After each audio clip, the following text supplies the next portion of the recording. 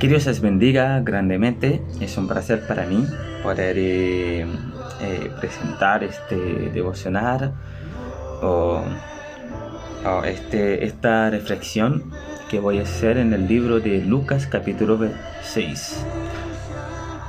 Bueno, empezando en el versículo, partimos desde Lucas, desde el capítulo 1, o sea, del capítulo 6. Empezando en el versículo 1 hasta el versículo 5, entendemos de que Jesucristo es el Señor del día de reposo. Me imagino que entiendan lo que tiene que ver con eso, de que Jesucristo puede hacer lo que quiera y Él puede ordenar el día de reposo como quiera. Incluso puede cambiar el día de reposo, puede eliminar el día de reposo o puede hacer lo que quiera, porque Él es omnipotente y aparte de que también es el Señor, es el Maestro, es el dueño del día de reposo. Entonces, si bien los fariseos intentaban de acusarle de muchas cosas, pero la verdad es que no podían hacer nada porque yo creo que ellos intentaron hacer todo eso porque no podían reconocerlo, porque ellos tenían los ojos tapados, porque solamente podían ver con los ojos carnales, con los ojos humanos, y por eso que ellos no pudieron ver. Entonces Jesús tuvo que decirles literalmente de que el Hijo del Hombre es el dueño del día de reposo. Aleluya. Es el dueño del día de descanso. Así es. Entonces, para que Jesús pudiera dar testimonio, para que pudiera dar entendimiento a que Él es el Señor del día de reposo, tenía que actuar entonces, porque los fariseos eran tan testadura que ellos no solamente no podían ver, no podían entender. Entonces Jesús tuvo que ir más allá de eso. Entonces, desde el versículo 6 en adelante, llegando al versículo 10, 11, Jesús sanó en el día de descanso. Entonces ya me imagino que empezaron a entender, empezaron a imaginar, ¿no? O sea, se puso más duro por sus corazones. Entonces, mientras había un hombre que tenía una parálisis en la mano derecha, tenía la mano seca. Entonces, los maestros, los fariseos, estaban esperando, así como que, o sea, de hecho, yo incluso, si bien la Biblia no dice, es como si ellos habían puesto esa persona enferma justamente en la sinagoga, así como esperando, así como justamente que Jesús lo sanara. Pero ellos no esperaban de que Él fuera el dueño, no esperaban de que Él los iba a demostrar de que Él es el dueño del día de reposo. Él es el Maestro, por lo tanto, puede hacer lo que quiera. Entonces Jesús sanó a ese hombre. De hecho, ahí también él les hizo una pregunta: si era bueno o qué era bueno, quitarle vida en el día de reposo o dar vida.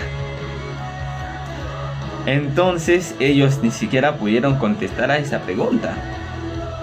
Entonces al final Jesús sanó a ese hombre que estaba enfermo. Jesús lo hizo extender la mano y le sanó. Entonces, aún así, ellos, los fariseos, los maestros de la ley, se pusieron más furiosos, vaya.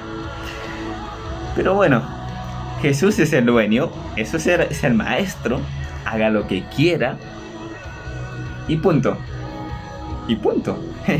Porque Él es omnipotente. Así es nuestro Señor, y conoce los pensamientos también. Él sabía qué pasaba en su mente, Él sabía que ellos atentaban contra Él. Pero ellos no quisieron conocer y vivir la verdad. Ellos no quisieron conocerlo. Y desde el capítulo 12 desde el versículo 12 hasta el versículo 16, entonces vemos que Jesús llamó a los 12 discípulos, los 12 apóstoles, para ir... para ir, me dio algo de alergia, para ir a trabajar con Él, para ir a seguir el camino con Él, que es muy muy importante. Pero más adelante vamos a ver de que Jesús estaba sanando. Dice, Jesús enseña y sana al pueblo. Aleluya, gloria a Dios. Sana y enseña al pueblo. Que acuérdense de que Jesucristo es nuestro mayor ejemplo de todos los tiempos. Si hay un ejemplo que podemos seguir en la vida, no va a ser hombres, no va a ser maestros, no va a ser fariseos, porque vamos a caer. Podemos ver un modelo en alguien que está haciendo bien la palabra de Dios o que está siguiendo. Entonces podemos aprender de los seres humanos, podemos aprender de nuestros líderes. Genial, genial. Porque tenemos líderes que nos dan buenos ejemplos también. Pero el mejor ejemplo que debemos seguir sin falta, de hecho sin dudar, es el ejemplo de nuestro Señor Jesucristo. Porque ahí sí que no fallaremos. Porque Él nunca falla. Nunca ha fallado, nunca falla y nunca fallará. Aleluya, gloria a Dios, gloria a Dios, gloria a Dios. Y también ahí en esos versos vemos también las buenas aventuranzas. Porque ahí en el versículo 20, ahí Jesús empezó con tres buenaventuras. Con tres buenaventuranzas. Que ahí voy a leerlo, dice en el versículo 20, y alzando él los ojos hacia sus discípulos decía, buenaventurados vosotros los pobres, porque vuestro es el reino de Dios. Buenaventurados los que ahora tenéis hambre, porque seréis saciados. Buenaventurados los que ahora lloráis, porque reiréis. Buenaventurados seréis cuando los hombres os aborrecen y cuando os aparten de sí, y os vituperen, y desechen vuestro nombre como malo por causa del Hijo del Hombre. Aleluya, gloria a Dios, gloria a Dios. Buenaventuranzas. Buenaventuranzas. Aleluya, gloria a Dios, gloria a Dios, gloria a Dios.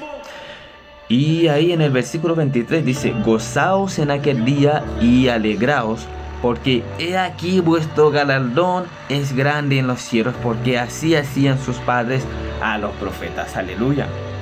Qué tremenda palabra, qué tremendo versículo en el versículo 23. Sabemos de que nuestro Señor es grande en los cielos, es grande en la tierra, es grande en cualquier parte del mundo, es grande en nuestro corazón. Amén, amén, amén. Aleluya, amén, amén, gloria a Dios, gloria a Dios, gloria a Dios, amén. Y más adelante, desde el versículo 27 hasta el versículo 36, vemos de que es necesario que amemos a nuestros enemigos.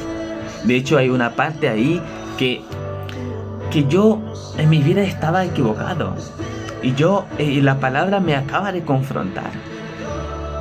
Generalmente antes, cuando yo prestaba dinero a la gente y me devolvían cuando tenía que devolver el dinero, genial, esa persona puedo volver a prestarle dinero porque es una persona honesta y una persona que uno puede confiar ahí con el dinero.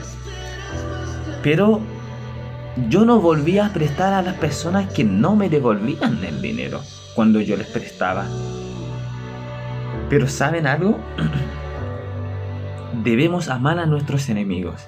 Y el versículo que me acaba de confrontar lo encontramos en el versículo 34 del capítulo 6 de Lucas.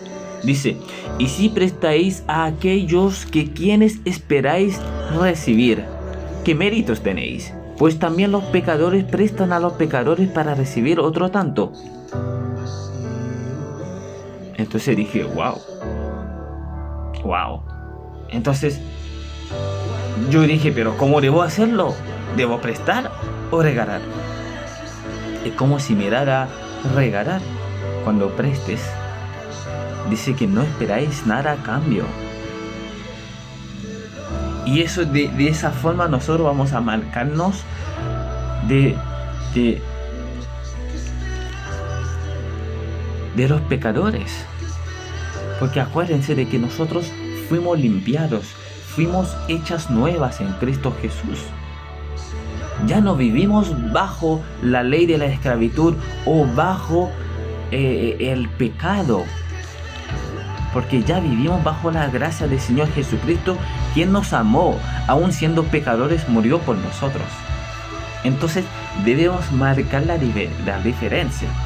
La verdad me confrontó tremendamente este pasaje donde dice amen a sus enemigos. Amen a sus enemigos. Ni siquiera se especifica, no se amen a sus enemigos solamente para salud. No, amen a sus enemigos. Wow, tremenda la palabra de nuestro Señor Jesucristo. Aunque sea fuerte, pero debemos obedecer. Porque en Salmos 119, versículo 56, si no me equivoco, dice: en lo que a mí me corresponde es obedecer tus preceptos. Tenemos que obedecer los preceptos del Señor en nuestra vida. Así que, si bien ya había leído ese pasaje en varias ocasiones, pero en este momento Dios me confrontó. No solamente en ese aspecto, sino que en varios otros aspectos también. Y más adelante, ahí en el versículo 37 hasta 42 más o menos, nos enseña que no debemos juzgar. No debemos juzgar, no somos quienes para juzgar. Porque si juzgamos, seremos juzgados también. Si no perdonamos, no seremos perdonados. Y si condenamos, también seremos condenados. Por eso que es necesario de que no juzguemos. En lugar de juzgar, debemos perdonar. Debemos aprender a dar de buen corazón. Dar sin doble sentido, sin intenciones adicionales. Damos porque Dios nos ha dado. Aleluya, gloria a Dios. Dar porque ya hemos recibido del Señor, que es muy importante. Aleluya, gloria a Dios. Y también involucra la forma como damos. Si damos poco recibiremos. Si damos en abundancia, en abundancia recibiremos. Si damos con medida apretada recibiremos. Aleluya, gloria a Dios. Y ahí, para terminando el capítulo, entonces, desde el versículo 46 hasta 49, entendemos de que hay dos clases de gente, hay dos tipos de personas. Así lo dice la palabra. Hay dos tipos de árboles.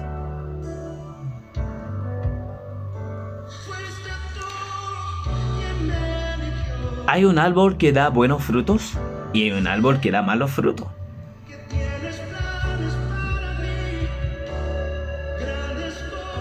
Porque dice en el versículo 43, porque no es buen árbol el que da malos frutos, ni árbol malo el que da buen fruto.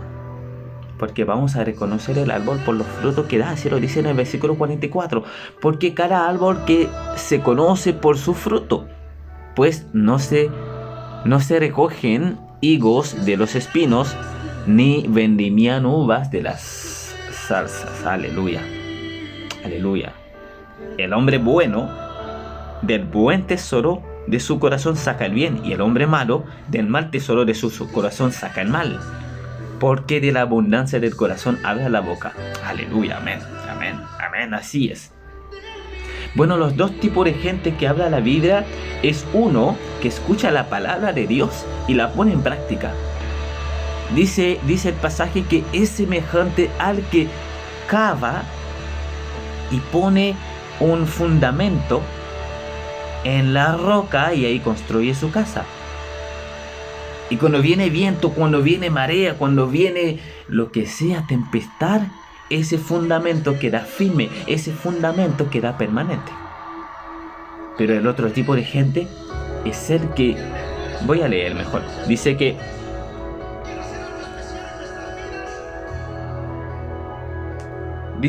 es semejante, pero el que oye la palabra de Dios, el que oye la palabra del Señor y no la practica o no la obedece, es semejante al hombre que edificó su casa sobre tierra, sin fundamento.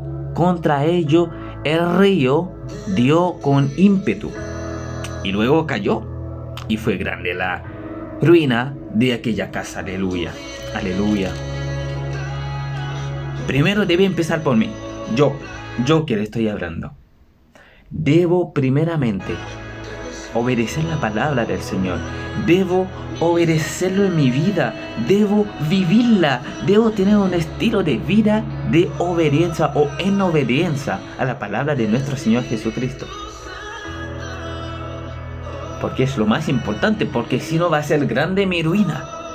Mi ruina va a ser muy grande. Así lo dice la palabra. Porque seré un fundamento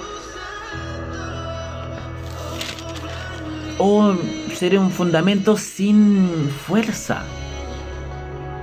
De hecho, la palabra dice sin fundamento. No tendré fundamento. No tendré nada. Entonces es necesario de que yo, de hoy en adelante, empiece a obedecer la palabra del Señor en mi vida, en mi corazón, en mi mente y en mi vida, para que sea un estilo de vida para mí. Queridos, que Dios les bendiga mucho. Este es mi devocional de esta mañana del capítulo 6 del libro de Lucas, y que Dios les bendiga grandemente. Muchos saludos, bendiciones. Hasta luego. Amén, amén y amén.